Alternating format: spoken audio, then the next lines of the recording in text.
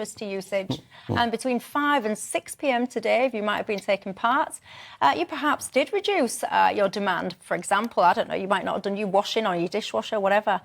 Is this the future, Henry?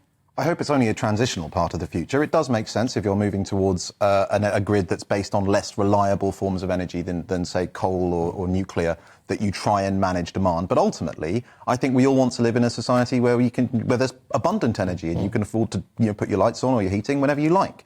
Now, ultimately, that involves building a reliable grid that is ideally green as well. The best way to do that is nuclear, along with stuff like renewables.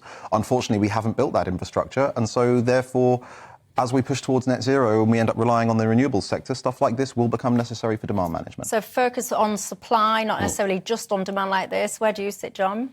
I think this is a brilliant idea. It's using financial incentives, market-based incentives to actually incentivise people to reduce their usage at moments when they can do that.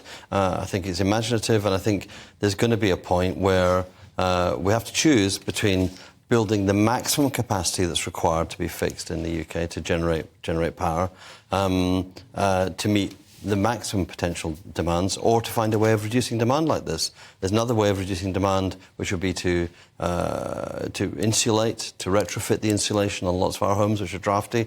Reduce, I don't agree with Henry that we should never care about how much energy we use. We should reduce the energy we need to use.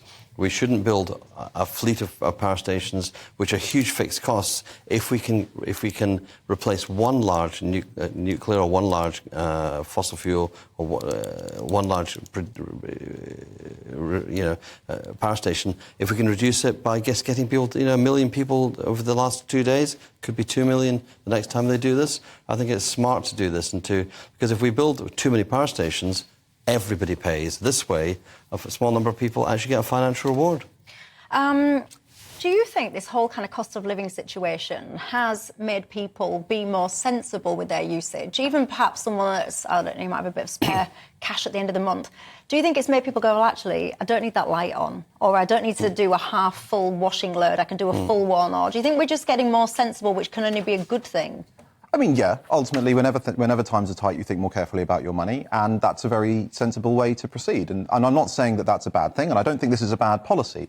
But I think that if you're taking the long-term view, and when you're talking about things like power stations, that is a long-term view, I don't think we want to be stuck with roughly our current energy usage forever, trying to make good of it as best we can. If you look at the history of the 20th century, what went hand in hand with, technological advances and becoming wealthier year on decade, it was more energy use. I want enough energy so that everyone has cheap energy, and we can fuel the technologies of tomorrow, which will be high-energy technologies. Mike,